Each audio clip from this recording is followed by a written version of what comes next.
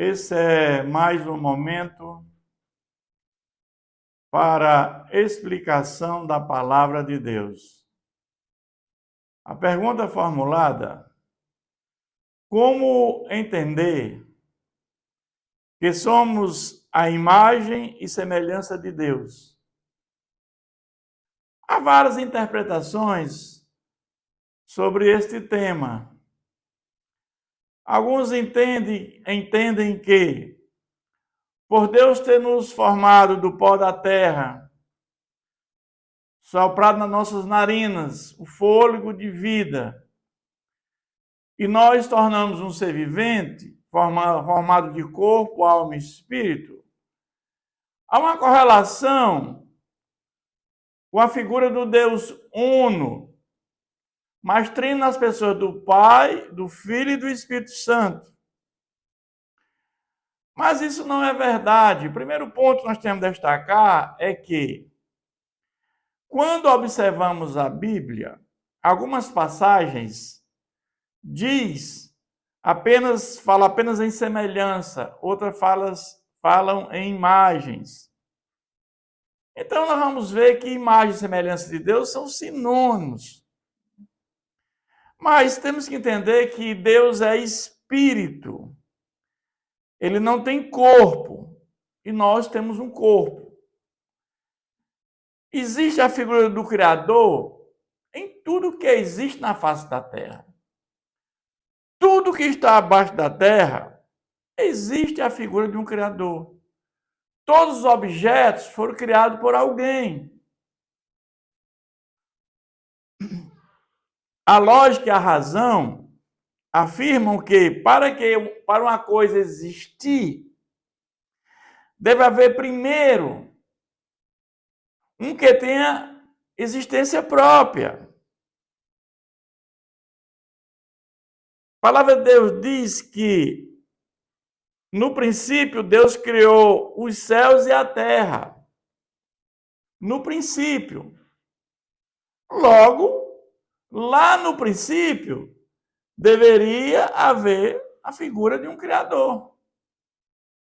Porque tudo que existiu, que veio a existir, os céus e a terra, tinha alguém que criou, e esse que alguém é Deus. Este tema está em Gênesis capítulo 1, versículo 26. Também disse Deus: façamos o homem a nossa imagem, conforme a nossa semelhança, tendo ele domínio sobre os peixes do mar, sobre as aves dos céus, sobre os animais domésticos, sobre a terra e sobre todos os répteis que rastejam pela terra. Então Deus possui existência própria. Tudo que existe tem uma causa, e a causa primeira é Deus, que não tem causa em si mesmo. Mas nós temos que entender que Deus tem atributos que só Ele tem. Deus é imutável.